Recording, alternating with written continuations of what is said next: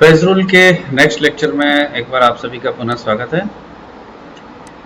इससे पहले के लेक्चर में हमने आपको सल्फर तंत्र के इस प्रावस्था आरेख के बारे में जानकारी दी थी कि किस प्रकार से सल्फर तंत्र के प्रावस्था आरेख को समझा जा सकता है।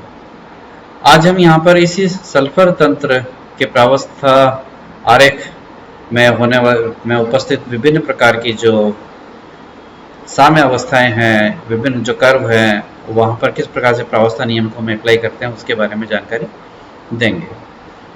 जैसा कि आप देख सकते हैं यहाँ पर कि सल्फर तंत्र के अंदर मुख्य रूप से 4 जो प्रावस्थाएं हैं वो उपस्थित रहती हैं। Sulphur rhombic, sulphur monoclinic, sulphur liquid और सल्फर वेपर।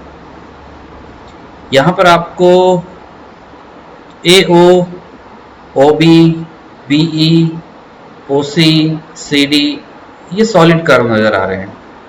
ये सारे के सारे वास्तविक वक्र हैं। क्यों वास्तविक वक्र हैं? क्योंकि इन पर जो 2 प्रावस्थाएं उपस्थित हैं, जैसे कि AO वक्र की हम बात करें तो इधर से आपको रोम्बिक सल्फर है, तो इधर से सल्फर वेपर है। अर्थात इस AO कर्व पर रोम्बिक सल्फर का वाष्प सल्फर के साथ साम्य उपस्थित है। इसी प्रकार से यदि हम यहाँ की बात करें तो हम यहाँ देखते हैं कि इस CD कर्व के बाईं की तरफ रोम्बिक सल्फर, तो इसके दाईं ओर के हिस्से में सल्फर का लिक्विड है। अर्थात यहाँ पर इस कर्व पर रोम्बिक सल्फर सल्फर लिक्विड के साथ इक्विलिब्रियम है, और ये वो इक्विलिब्रियम है जो कि आपको इस दिशा से भी प्राप्त हो सकता है और इस दिशा से भी प्राप्त हो सकता है। इसीलिए इसे क्या कहते हैं यहाँ पर वास्तविक वक्र कहते हैं, यानी कि टू इक्विलिब्रियम कहते हैं या वास्तविक साम्य अवस्था कहते हैं। यदि हम इस पूरे तंत्र की जो हमने आपको इससे पहले विभिन्न तंत्र के बारे में विवेचना की थी, तो हमने आपको पॉइंट वाइज बताया था कि आपको किसी भी प्रावस्था आरेख की व्याख्या करते समय किन किन पॉइंट्स को लेकर के चलना है। तो सबसे पहले आप व्याख्या करेंगे किन की? इन एरियाज। तो हम सबसे पहले इन एरियाज को देखते हैं। तो हम देखते हैं कि यहाँ पर 1, 2, 3, 4 4 एरियाज के अंदर ये पूरा फेज डायग्राम जो है वो डिवाइडेड है। इन चारों ही प्रावस्था साम्यों में देखने पर हम चारों ही अब क्या बोलते हैं एरियाज में देखने पर हम देखते हैं कि मात्र एक ही अवस्था उपस्थित है। यहाँ रोम्बिक है, यहाँ मोनोक्लिनिक है, तो यहाँ लिक्विड है, तो यहाँ पर वेपर है। तो एक ही प्रावस्था उपस्थित है। तो आप यहाँ पर यदि फेज रूल को अप्लाई करेंगे तो F बराबर C माइनस P प्लस 2। तो चूंकि एक ही घटक उपस्थित सल्फर है, एक ही प्रावस्था उपस्थित है, तो 2 डिग्री ऑफ फ्रीडम।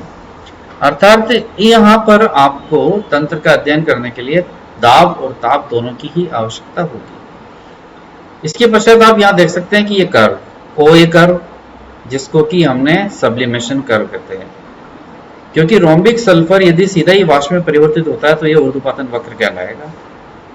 इस ऊर्ध्वपातन वक्र पर रोम्बिक और वेपर का इक्विलिब्रियम है। OB curve sublimation curve of monoclinic. यहाँ आप देख सकते हैं अंदर मोनोक्लिनिक है, ये इसकी वेपर के साथ साम्य में है, तो ये मोनोक्लिनिक सल्फर का ऊर्ध्वपातन वक्र है। OC curve transition curve of rhombic and monoclinic. ये जो OC कर्व है, OC कर्व, क्योंकि OC कर्व के बाईं ओर रोम्बिक है तो इसके दाईं ओर मोनोक्लिनिक है। अर्थात सल्फर का एक ठोस रूप दूसरे ठोस रूप में यहाँ पर परिवर्तित हो रहा है, इसलिए इसे हम यहाँ पर क्या कहेंगे? संक्रमण रूप। इसी प्रकार से आप देखेंगे CD fusion curve of rhombic sulphur. ये CD यानी कि गलन वक्र, ये इधर रोम्बिक है और इधर लिक्विड है, तो जो रोम्बिक सल्फर है वो गल करके लिक्विड में कन्वर्ट हो रही है, तो इसलिए इसे हम कहेंगे क्या? Fusion curve. इसी प्रकार से BC fusion curve of monoclinic. तो ये जो BC कर्व है, या मोनोक्लिनिक है या लिक्विड है, तो ये मोनोक्लिनिक का फ्यूजन कर्व, गलन वक्र है। इसी प्रकार से BE वेपर प्रेशर कर्व। तो ये जो BE है, ये BE, अब आप देख सकते हैं कि लिक्विड वेपर में कन्वर्ट हो रही है, तो वेपर में कन्वर्ट होने पर वेपर प्रेशर इंक्रीज होता है, तो इसलिए इसे हम सल्फर का वाष्प दाब वक्र भी हम कहते हैं। अब चूंकि 1, 2, 3, 4, 5 एंड 6 इन सभी कर्व्स पर 2-2 प्रावस्थाएं एक साथ साम्य में है, तो यहाँ पर यदि हम फेज रूल को अप्लाई करें तो एक घटिकीय तंत्र में दो प्रावस्थाएं उपस्थित होने पर हमें एक ही कोटि की आवश्यकता होती है, अर्थात आपको ताप बता दिया जाए या दाब बता दिया जाए तो आप दूसरे का क्या कहते हैं आकलन आसानी से कर सकते हैं। जैसे कि मान लीजिए कि मैं कहूं कि इस पॉइंट का मतलब ये कहा मैंने इस दाब पर, यानी कि इस दाब पर रोम्बिक सल्फर अपने वाष्प के साथ साम्य में है इस दाब पर।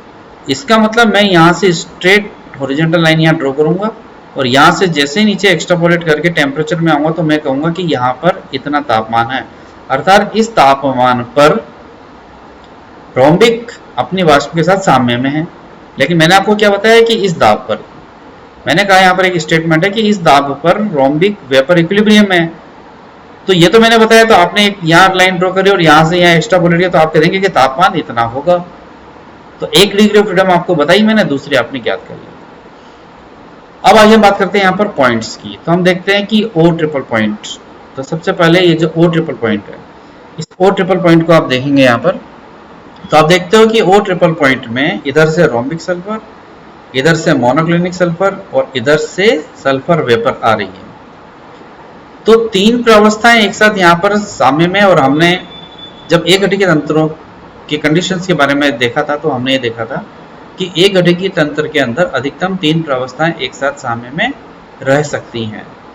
तो इसी प्रकार से यहाँ पर भी तीन प्रावस्थाएं इस ओ पॉइंट पर साम्य में, रोम्बिक, मोनोक्लिनिक और वेपर। इसी प्रकार से दूसरा ट्रिपल पॉइंट है बी ट्रिपल पॉइंट। वहां देखते हैं क्या क्या है। ये बी ट्रिपल पॉइंट पर आप देख सकते हो कि इधर से सल्फर लिक्विड, इधर से सल्फर वेपर और इधर से सल्फर मोनोक्लिनिक, तीन प्रावस्थाएं एक साथ साम्य में है। इसी प्रकार से नेक्स्ट ट्रिपल पॉइंट जो आपको नजर आ रहा है वो आ रहा है सी पॉइंट। इस सी पॉइंट पर क्या क्या है वो आप देख लीजिए। ये सी पॉइंट, यहां से आपको सल्फर रोम्बिक है, यहां से सल्फर मोनोक्लिनिक है, तो यहां से सल्फर लिक्विड है। तो तीन प्रावस्थाएं नजर आ रही हैं।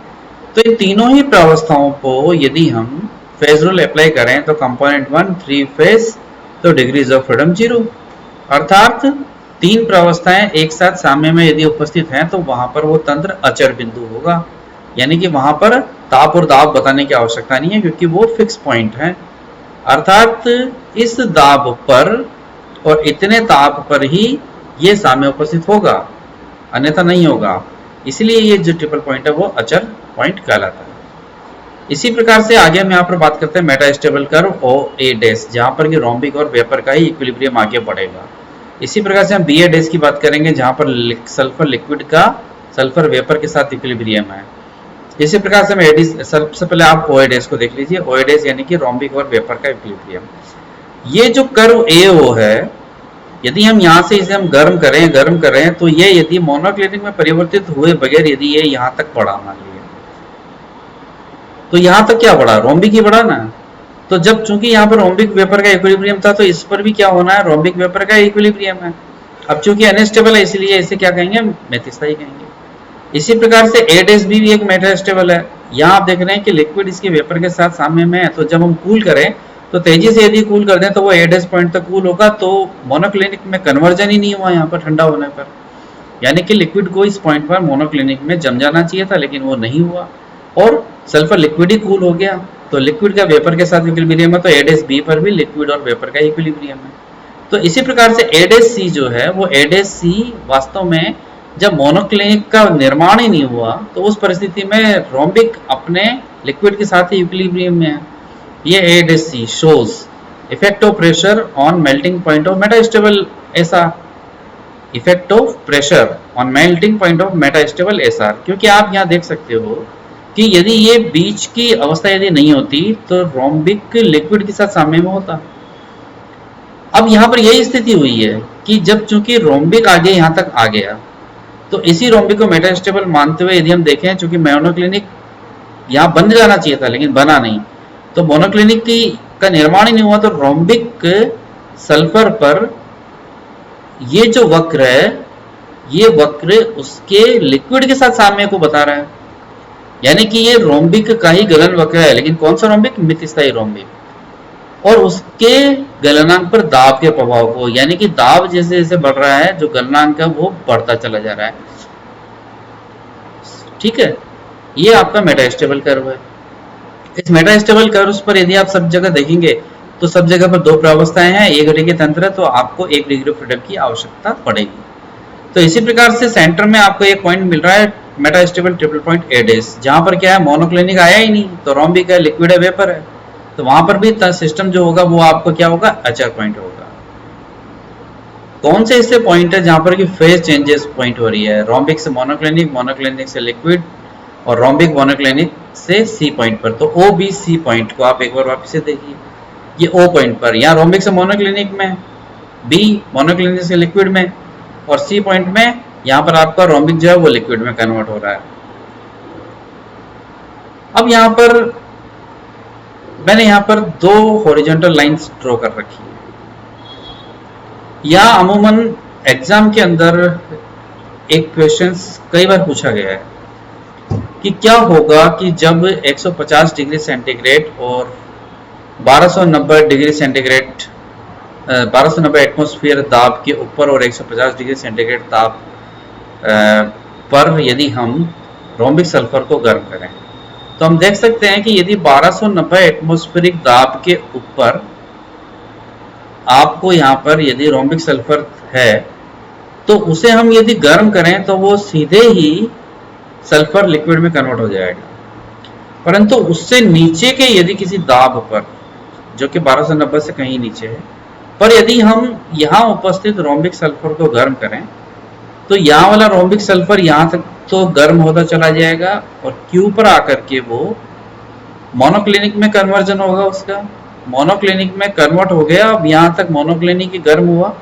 और आर बिंदु पर आकर के मोनोक्लिनिक का पिघलना शुरू हुआ और ये आर बिंदु पर मोनोक्लिनिक लिक्विड में कन्वर्ट हो गया। अब लिक्विड सल्फर जो है वो सिर्फ गर्म होता चला जा रहा है इस बिंदु एस तक। एस पर आकर के लिक्विड सल्फर कंप्लीटली वेपर में कन्वर्ट हो गया और वेपर में कन्वर्ट होने के बाद में यहाँ पर जो वाष्प है अब उसका तापमान सिर्फ बढ़ता चला जा रहा है। तो ये दो ऐसे पॉइंट्स हैं जहाँ जिनके बारे में एग्जाम्स में काफ़ी पूछा जाता है। तो इस प्रकार से सल्फर तंत्र को आप आसानी से समझ सकते हैं। इसके बारे में किसी भी प्रकार की यदि कोई क्वेरीज हैं तो आप जरूर शेयर कीजिएगा। Thank you.